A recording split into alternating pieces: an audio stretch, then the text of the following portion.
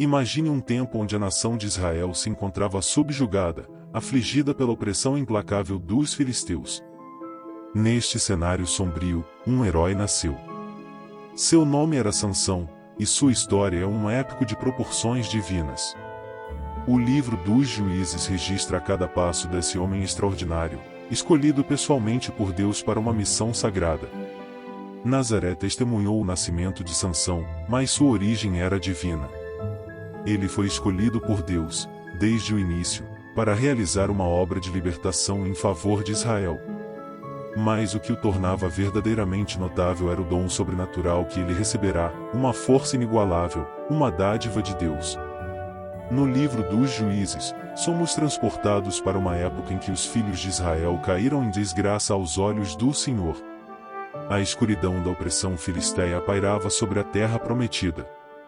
E assim, os israelitas enfrentaram a ira divina, entregues aos filisteus por longos e dolorosos 40 anos. Neste ponto, surge Manoá, um homem cuja esposa sofria com a esterilidade. Mas a intervenção divina estava prestes a mudar suas vidas para sempre. Um anjo do Senhor apareceu à esposa de Manoá, revelando um destino extraordinário. O anjo do Senhor proclamou: "Você dará à luz um filho, e esse filho será um milagre. Ele será o próximo libertador de Israel." Um anúncio divino que ecoou como trovões nos corações do casal escolhido. Mas com essa grande responsabilidade, veio uma condição única.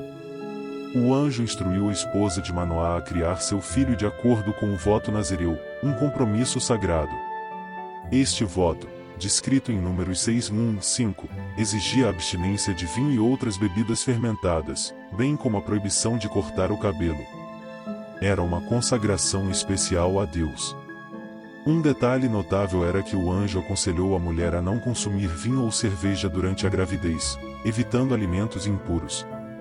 Assim, desde o ventre, seu filho seria consagrado a Deus como nazireu. A mulher, mesmo com um visitante celestial a instruí-la diretamente, não hesitou em compartilhar essa mensagem vital com seu marido.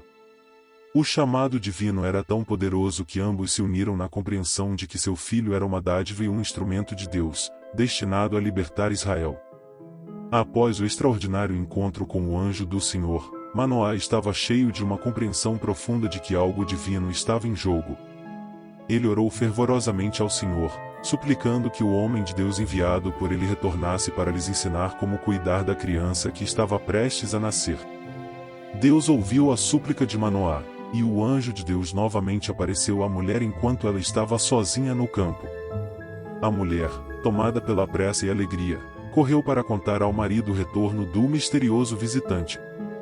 Manoá prontamente seguiu sua esposa e, ao encontrar o homem, fez a pergunta crucial: "Você é o homem que falou com esta mulher?"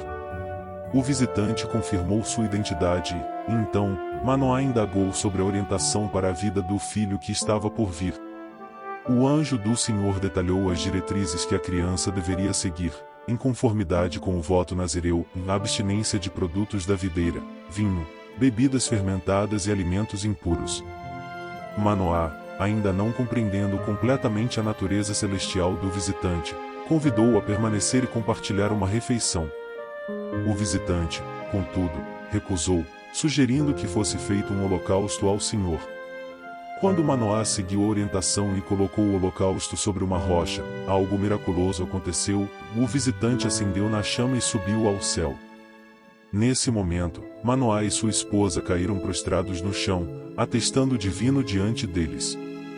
Manoá ficou tomado pelo temor e percebeu que tinham visto a Deus. Sua esposa, porém, ofereceu sabedoria consoladora, observando que se Deus tivesse a intenção de matá-los, ele não teria aceitado o holocausto nem compartilhado tantas revelações conosco. Assim, a mulher deu à luz um filho e chamou-o de Sansão. E o Espírito do Senhor começou a se manifestar nele, preparando-o para o extraordinário destino que o aguardava, que incluiria algumas escolhas questionáveis, mas que ainda demonstraria o plano divino em ação.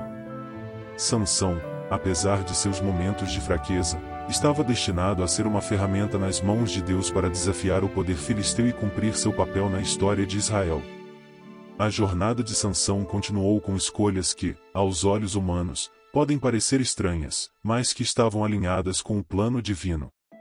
Após sua decisão de casar com uma mulher filisteia de Timna, os pais de Sansão expressaram preocupação e incredulidade. Eles questionaram por que ele não poderia escolher uma mulher de sua própria tribo ou povo. No entanto, o propósito divino estava em andamento, pois Deus procurava uma ocasião para confrontar os filisteus, que naquela época governavam Israel. Quando chegaram aos vinhedos de Timna, um segundo encontro sobrenatural aconteceu. Um jovem leão rugiu em sua direção, e mais uma vez o Espírito do Senhor veio sobre Sansão, permitindo que ele matasse o leão como se fosse um cabrito. Por humildade ou por outro motivo, Sansão manteve o episódio em segredo, não revelando aos pais o que ele havia feito. Sansão prosseguiu e, na festa que provavelmente deveria ser sua festa de noivado, propôs um enigma aos filisteus. O prêmio pela resposta correta seria de 30 mudas de roupa, um sinal de honra e dignidade naqueles tempos. O enigma de Sansão, relacionado ao leão que havia matado, intrigou os filisteus por 3 dias, mas eles não conseguiram decifrá-lo. Sob ameaça de morte, a esposa de Sansão chorou diante dele durante 7 dias, implorando pela resposta. Eventualmente, ele revelou a solução para ela, e ela transmitiu aos filisteus. Isso desencadeou a ira de Sansão, que, pelo poder do Espírito do Senhor, matou 30 filisteus e deu as roupas a eles, cumprindo o acordo feito anteriormente. A saga de Sansão continuou com reviravoltas dramáticas. Em um momento de desejo, ele retornou a Timna, durante a época da colheita do trigo, buscando reencontrar sua esposa. No entanto, o pai dela não permitiu sua entrada, explicando que acreditava que Sansão a havia rejeitado e, portanto, a dera a outro homem. Ele sugeriu que a irmã mais nova dela fosse uma alternativa mais apropriada. Sansão, sentindo-se injustiçado, declarou seu direito de se vingar dos filisteus e planejou um ato de retaliação. Ele capturou 300 raposas, amarrou-as em pares, colocou tochas nas caudas amarradas e soltou as raposas nos campos de grãos dos filisteus. Isso resultou em uma devastação, com choques e colheitas queimados, juntamente com vinhas e olivais. A escalada de violência continuou quando os filisteus perguntaram quem era o responsável pelo ataque às suas colheitas e souberam que era Sansão, genro do Timnita. Eles queimaram sua esposa e seu pai até a morte, desencadeando uma fúria ainda maior em Sansão, que jurou vingança. Sansão então se refugiou em uma caverna na rocha de Etam. Os filisteus, em busca de retaliação, sitiaram uma aldeia em Judá para prendê-lo. Surpreendentemente, 3.000 homens de Judá foram até Sansão e o prenderam, alegando que ele havia trazido problemas ao provocar os opressores filisteus. No entanto, esta situação revela a ironia deles entregando o homem enviado por Deus para salvá-los dos filisteus. Sansão concordou em ir com eles, mas apenas sob a condição de que eles próprios não o matassem. Eles prometeram não matá-lo, amarraram-no com 2 cordas novas e o entregaram aos filisteus. No entanto, no exato momento em que os filisteus viram Sansão se aproximando, algo notável aconteceu. O Espírito do Senhor desceu sobre Sansão com grande força. Isso foi um presságio sinistro para os filisteus, pois enfrentavam alguém capacitado pelo poder divino. As cordas que o prendiam eram insignificantes diante do poder que ele possuía. Sansão encontrou uma mandíbula de burro fresca e usou-a para massacrar 1.000 homens dos filisteus. Esse feito notável foi possível apenas com a ajuda do Senhor, mostrando a força sobrenatural que estava à disposição de Sansão quando o Espírito de Deus repousava sobre ele.